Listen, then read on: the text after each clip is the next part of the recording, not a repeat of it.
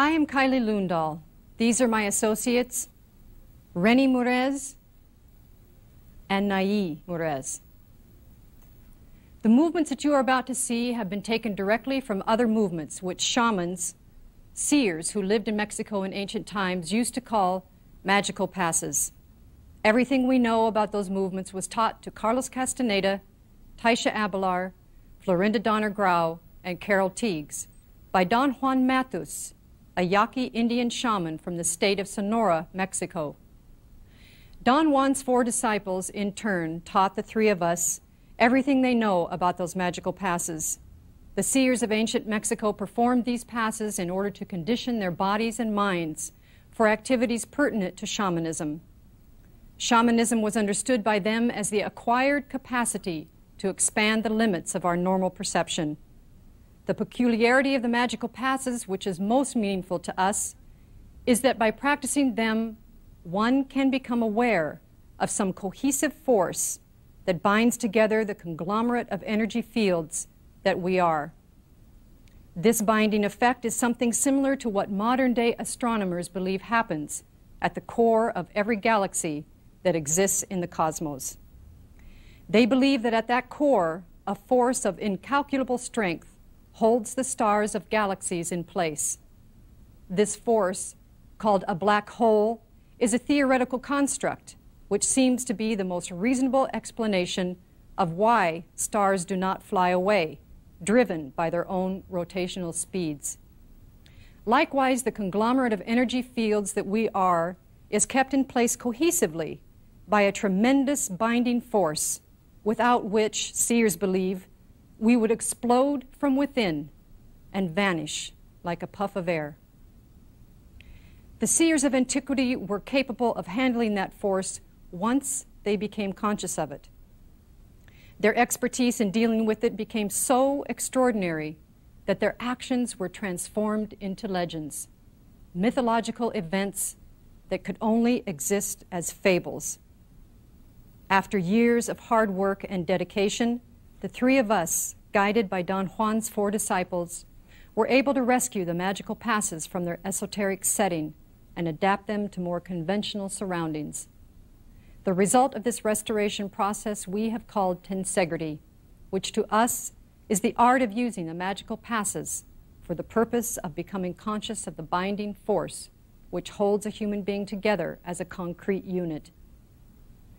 In our first volume, 12 Basic Movements to Gather Energy and Promote Well-Being, we dealt with complete magical passes and with fragments of magical passes which were used to arrive at a minimal awareness of what seers believe is the counterpart of our body. They call it the energy body.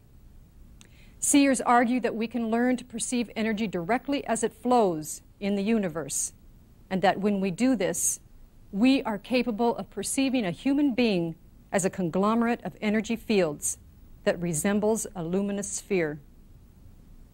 The energy body is an identical luminous sphere which exists at a very great distance from us. Seers maintain that we are not complete until the energy body is with us, and that through performing the magical passes, we can bring the 2 closer to each other. In this volume, we are going to deal with the utilization of internal energy that has been dispersed by the wear and tear of daily living, from the core of the luminous sphere to the periphery of it.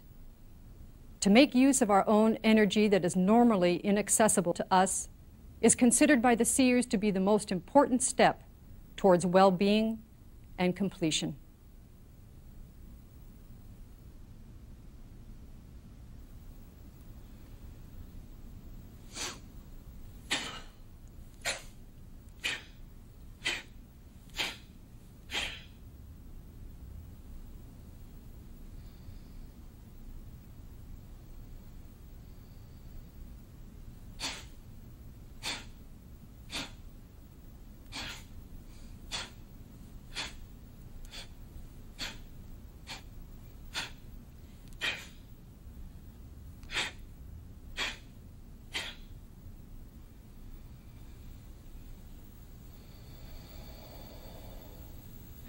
Intent!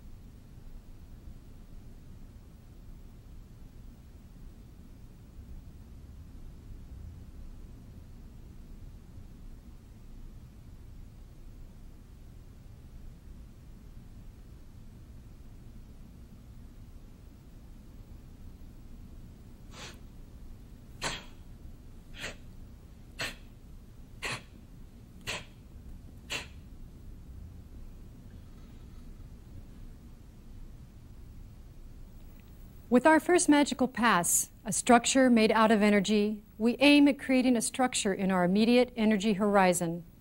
Seers give the name of energy horizon to the energy fields which are immediately adjacent to us when we are perceived as luminous spheres. This magical pass is basic, seers say, because it creates a dwelling, so to speak, for the energy body.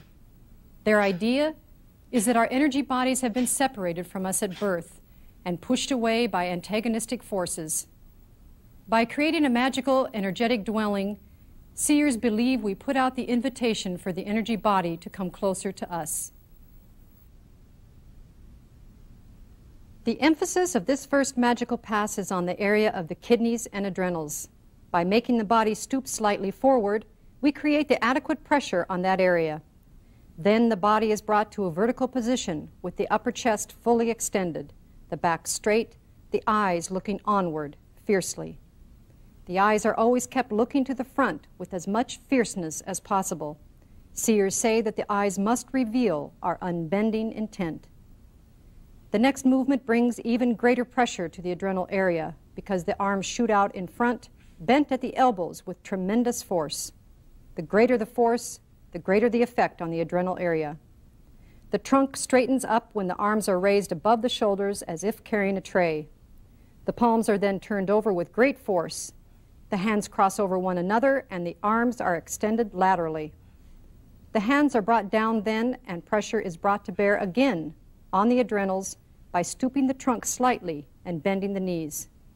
The magical pass is closed with a quick lateral movement of both arms.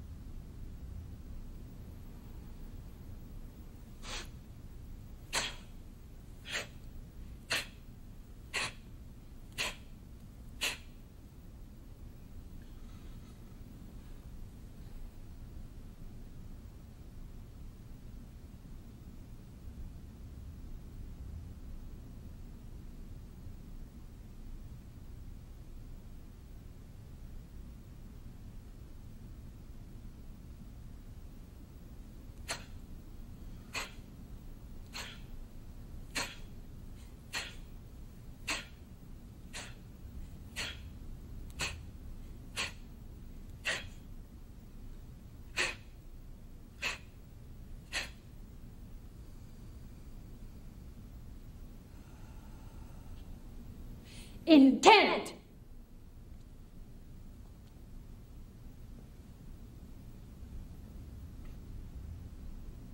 Our second magical pass, the seer's window, is performed to create an energetic opening to the outside of the luminous egg. Seers maintain that by executing this magical pass, we are actually capable of manufacturing, so to speak, a momentary opening for peering into infinity.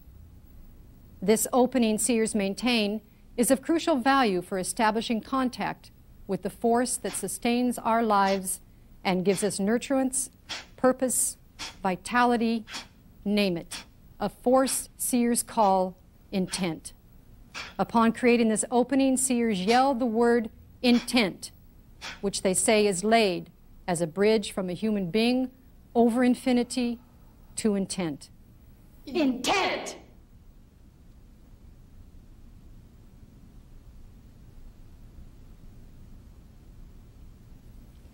The hands come together gently at the center of the body. The thumbs are held firmly over the palm and only the edges of the hands touch. Next, both hands are moved to the sides as if touching a flat surface that extends to the end of the arm's aperture and closes again to the center of the body. The left arm does the same movement alone, while the right one is kept at the same level at the middle of the body. The same movement is executed with the right hand.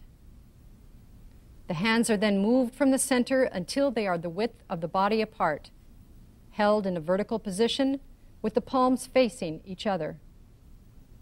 The left palm moves as if feeling the exterior edge of a window frame.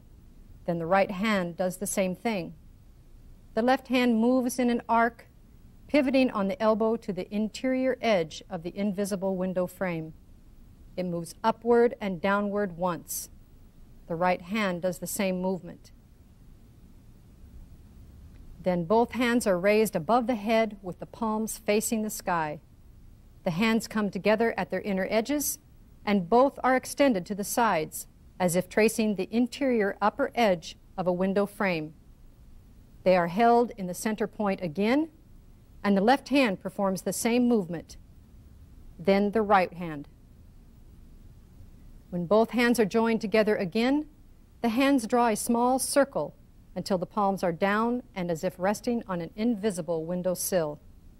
The upper trunk stoops forward, holding the kidney area as the pivoting center, as if one were peering through a window, and the word intent is shouted. Immediately afterwards, a step back is quickly taken. Intent!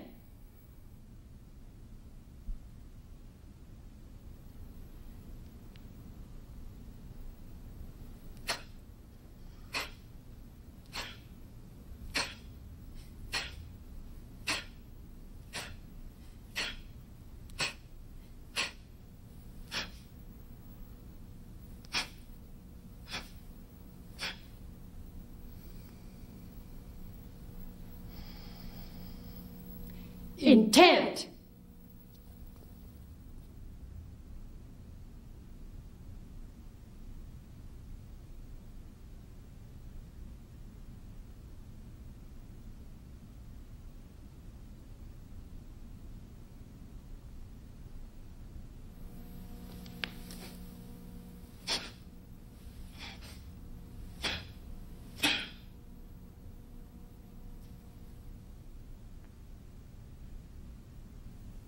The third magical pass, rallying dispersed energy, is performed in order to rally the energy that has been dispersed by the wear and tear of interaction in daily life. This rallying gets us from a lethargic state to one of great alertness. Rallying dispersed energy means to move it by making it rotate in order to place it on a projection of the solar plexus, which is situated an arm's length in front of us on the periphery of the luminous sphere. Seers believe that storing energy there is the surest way to make it available at a moment's notice. Both hands are brought together with great force over the right shoulder with the left hand on top of the right. Then they are brought diagonally across the body as if one is holding an invisible axe to the area above the left knee. Dispersed energy is stirred with a round, counterclockwise movement of both hands held together. Both hands clasped together are pulled back to the area of the liver and gallbladder, and then they are shot out to the point directly in front of the solar plexus. Notice that the arms strike out with the knuckles of the right hand in the gesture of delivering a blow.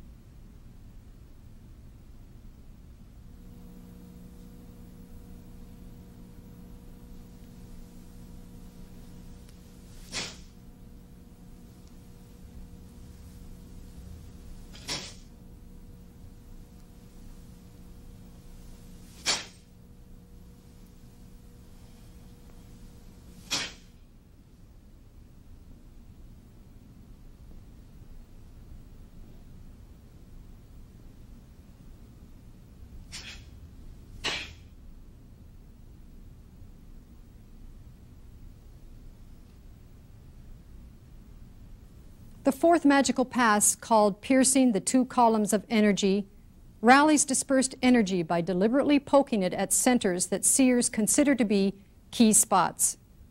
In other words, the dispersion of energy to the periphery of the luminous sphere results in the formation of definite pockets of energy, which seers poke in order to allow it to diffuse and be rallied more easily.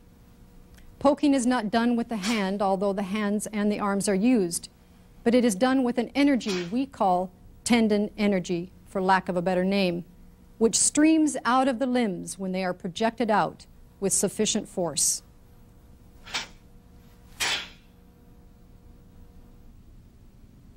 The fourth magical pass begins with a vibratory movement of both hands, a vibration generating from the axis of the forearm. The left arm turns in front of the body, stirring dispersed energy, and then pokes high into the column of energy to the right of the body, a column that seers say resembles the drippings of a candle. The right hand moves backwards in order to allow the left hand a maximum explosion of tendon energy. The left arm rotates backwards 1.5 times in the opposite direction and pokes low at the same column of dispersed energy. The same movements are repeated with the right arm, poking high and low at the other column of dispersed energy on the left side that looks like the one on the right. The right hand, with the fingers pointing to the ground, draws a circle around the body from the left to right, followed by the left one. Then the left hand draws the same circle, followed by the right hand. The right forearm rolls the ball from top to bottom, followed by the left hand.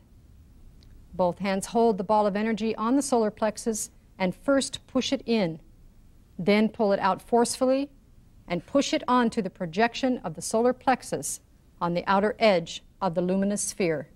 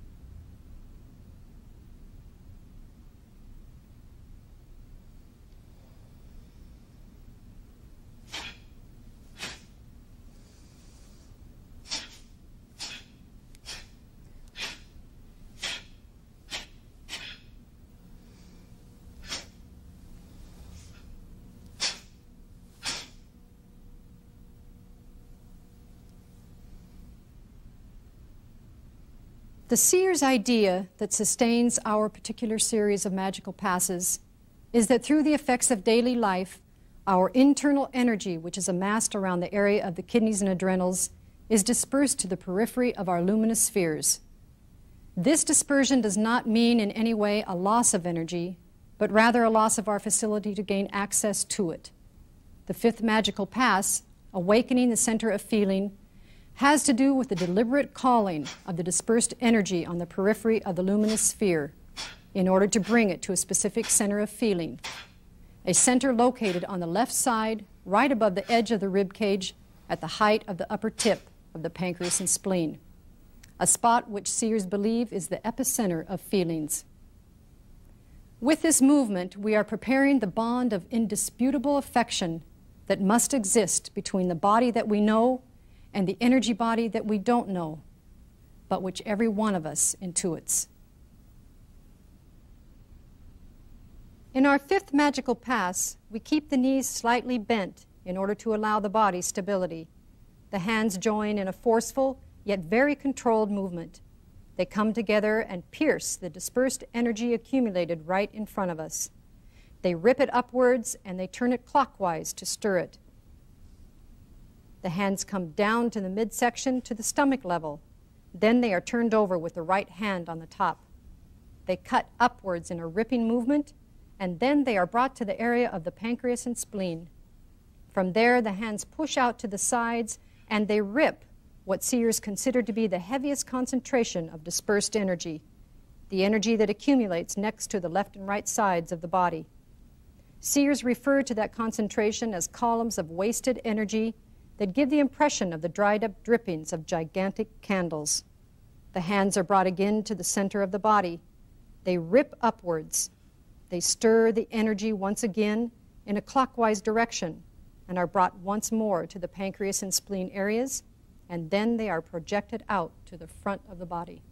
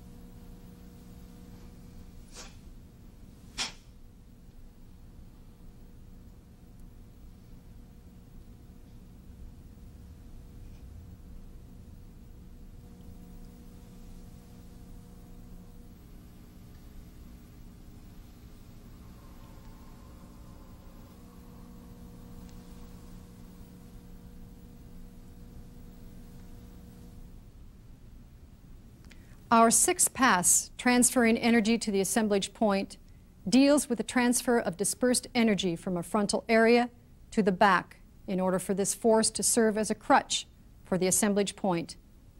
When seers perceive human beings as luminous spheres, it becomes evident to them that there exists on the already luminous sphere a spot of even more intense luminosity, the size of a tennis ball, habitually located at the height of the shoulder blades and arm's length behind them.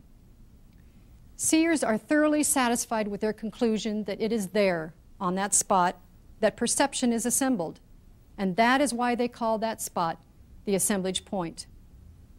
By deliberately displacing the assemblage point to another place away from its habitual position, seers did prove to themselves that it is there that perception is assembled. The end result of this maneuver is the perception of a world that is quite different than the world of daily affairs. Seers have explained this difference by their observation that when the assemblage point is on its habitual position, billions of energy fields from the universe at large converge there, giving as a result the world we know. But when the assemblage point is displaced to another location on the periphery or the inside of the luminous sphere, other sets of billions of energy fields that resemble luminous fibers converge there, giving as a result the perception of another world. Transferring energy from the front to the back, seers believe, solidifies the position of the assemblage point in all of us, especially in the case of extremely sensitive persons whose assemblage point shifts erratically and who are incapable of disciplining themselves. As they gain more awareness, however, the same energy that served as a crutch serves as a factor that expedites the peaceful and deliberate displacement of the assemblage point. The magical passes are always begun with the left arm. The reason for us is that the left side of the body is always lagging behind the right one in terms of prowess and dexterity. For the seers of antiquity, the reason was that we are inexorably heading for a bilateral dissymmetry. The left body is being unavoidably shrunk by the right one if we do not engage our conscious effort to balance this. This pass, transferring energy to the assemblage point, begins by raising the left arm with the palm facing the ground. The palm turns sharply upwards as the elbow is pulled backwards. Next, the left arm shoots out with the palm facing upwards and the wrist held immobile, as straight as possible, keeping the elbow bent.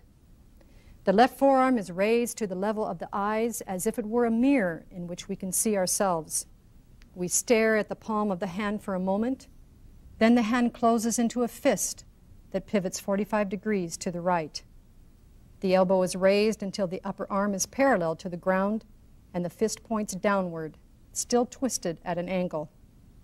The right hand is then placed over the left shoulder as a support or a buttress of sorts, while the left arm pivots as it is twisted until the fist reaches the area of the right adrenals. At the count of 3, the right hand dislodges itself from the shoulder, and in an elegant arc, it moves to the front of the body, while the left arm straightens and joins the right at the same height, and they are both retrieved to the sides of the body. The exact same movements are repeated with the right side of the body.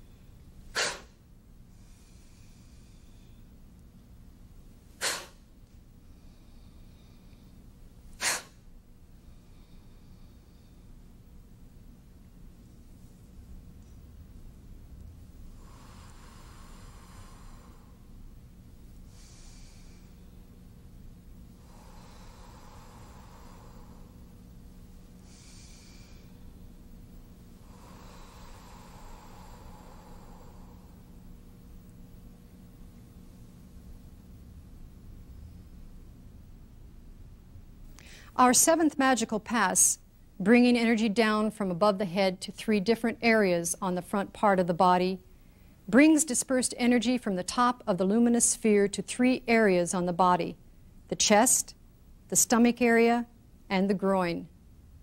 Seers say that this is the most direct way to arrive at a quick charge of energy.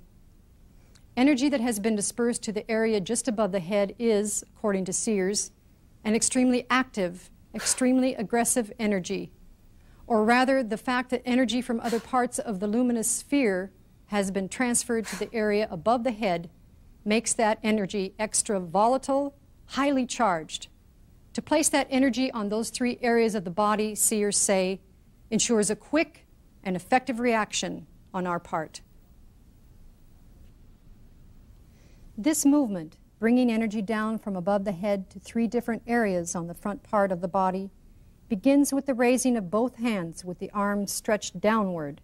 Then the forearms are raised at the elbow until the hands are almost touching the shoulders. The index finger and thumb are kept extended while the other fingers are bent, nearly touching the palm.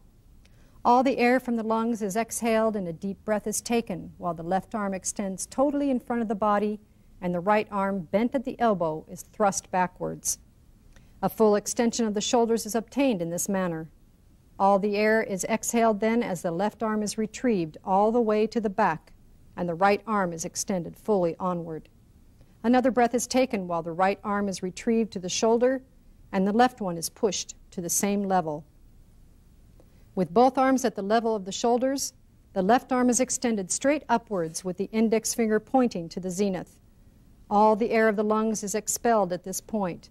An inhalation is taken as the arm is lowered to the shoulder. The exact movement is repeated with the right hand. Then all of the fingers are extended upwards. The left arm shoots up again as the fingers point to the zenith. All the air in the lungs is exhaled.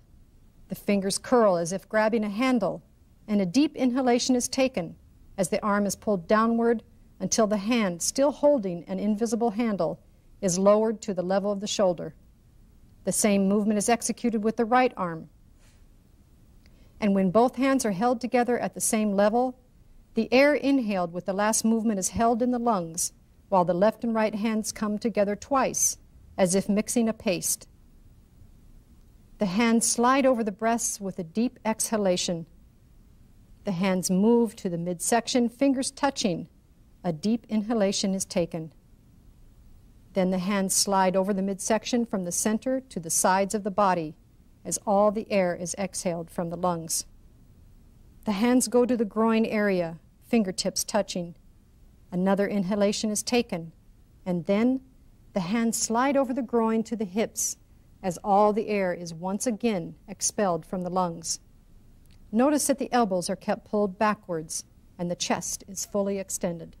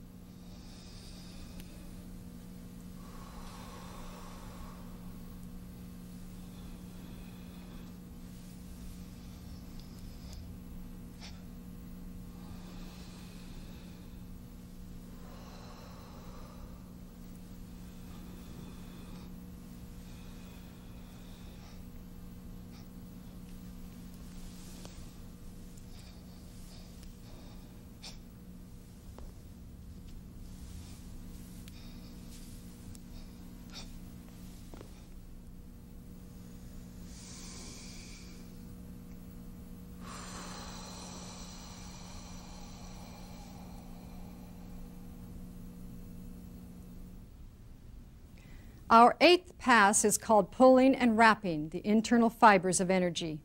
Seers support the idea that the totality of the universe is composed of energy fields that could be described almost in a visual sense as resembling luminous threads of infinite length.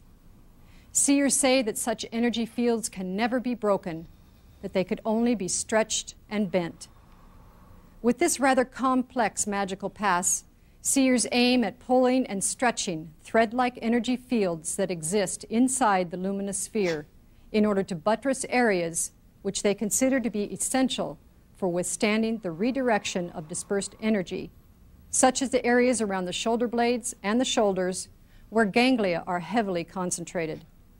Another area of equal value is the area of the knees and ankles on which all the physical support of the body rests. First, both arms are raised as if they were holding two thin vertical fibers. The left arm is placed on the right shoulder, and the right arm is immediately placed behind on the right adrenal. Notice that both hands must be kept as if they are pulling two invisible vertical cords. The first is a tug onward, and the other one is a backward tug that counterbalances the first one. A deep breath is taken with the first, and an exhalation is made on the second. Then the left hand wraps the invisible cord around the back of the neck and comes down to rest on the area of the pancreas and the spleen. Then the right hand wraps the invisible cord around the back of the neck and comes to stop at the left clavicle. The back of the left fist touches the left adrenal, and the same movement of tugging forward with an inhalation and pulling backwards with an exhalation is done. The right fist holding the invisible cord moves around the back of the neck and comes to rest over the liver and gallbladder. The left fist and its invisible cord wrap around the back of the neck from the left to the right and come to rest over the pancreas and spleen. The arms are brought down and the forearms are raised again, holding another set of invisible vertical cords, and the same movements are performed again, starting with the right arm pulling the invisible cord that goes over the left shoulder to the adrenals. When the full movements have been repeated and the fists are held over the pancreas and liver, they are pulled forward to the initial beginning position. The right leg is raised with a bent knee, and the invisible cord is tied over the knee once from the outside to the inside of the leg, one more time from the inside to the outside of the foot, and it ends with a final turn from the inside to the outside of the raised knee. The right hand is held in the initial position of this movement, while the left ties the invisible cord on the left knee in a mirror image of what was done with the right leg. When the clenched hands are in the initial position, they are brought together over the solar plexus, forcefully interlocking the knuckles and creating a pressure in the hands over the solar plexus. A deep breath is taken. The pass ends by exhaling and bringing the open hands to the sides with the palms up.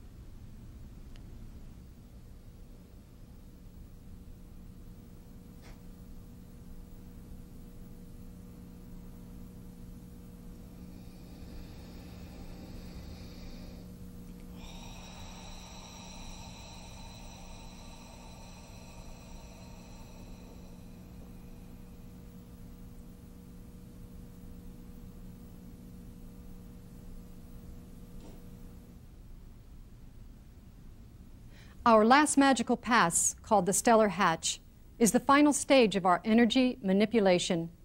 A seer's belief is that our basic energy cannot be diminished or augmented. It can only be transferred from one area to another. One of the most remarkable accomplishments of the seers who lived in Mexico in ancient times was that they found methods to stir all the energy accumulated on the periphery of the luminous sphere. This statement, examined in light of our logic or reasonableness of everyday life, is nonsensical, but it wasn't nonsensical for the seers in question. They claimed that by opening themselves to the influence of the energy from the stars, they were creating a condition by which external forces bore on them. Their energy was not increased in any measure by external forces, but those external forces exerted a specific pressure on the periphery of their luminous spheres, a pressure that was translated into stirring to the maximum their dispersed energy, crusted through the years on that periphery and rendering it ready for energetic manipulation. Buttressing the body to withstand the effect of this redistribution is to seers something of key importance, hence the value of our preceding magical pass, which achieves this purpose. This movement is begun by looking down as if one were perched in a high place, looking at a spot on the ground located between the feet, many stories below. The hands are kept at the sides of the body. The eyes begin to pull up an invisible clump of energy, perhaps the size of a tennis ball. It is raised to the chest at the level of the chin. The head is kept lowered with the chin to the chest. The invisible ball of energy is held at that position on the chest by a jutting movement of the head. Then it is taken by the chin, raised to the level of the eyes, and the eyes push it to the zenith as the head moves backward.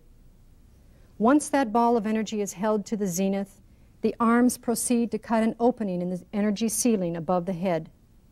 The left arm moves with the edge of the hand like a knife and cuts an opening. The right hand is pushed downward at the same time to help create a slicing force. The left hand moves down as the right hand is raised to produce the same cutting effect. Then the left hand is raised and both hands go through the slits in the energy. Next, the right hand moves back as the left hand moves to the front in a circular motion, propelled by a twisting of the torso. This is completed by the movement of the right hand to the front and the left hand to the back. In this manner, a hatch is opened in the energetic ceiling. The lid to that hatch is lowered and comes to rest on the chest. The ball of energy then shoots out, pushed by the eyes through the opening into infinity. 3 seconds are counted for the ball to reach its destination. And 3 seconds more are counted until it returns and lands with an impact on the back of the neck. Air is inhaled as the shoulders are lifted, and an exhalation is made as the shoulders drop. Then the lid is picked up from the chest, placed back in its position, and the opening is sealed by moving the hands and the torso from right to left, and then left to right, and then to the center. The next movement is to lower the hands to the sides of the body. The ball of energy that is held on the back of the neck is unhooked by pushing it forward. This is done with another jutting movement of the head. Then the ball drops all the way down to its original position on the ground several stories below. A count of 3 seconds is taken. Then a deep inhalation is taken by raising the shoulders and the tops of the lungs as the arms, with the hands bent at the wrists, extend outward from the sides of the body, creating a pressure behind the ears that gives the sensation of breathing through gills. This is followed by an exhalation, and the arms come back to the sides of the body.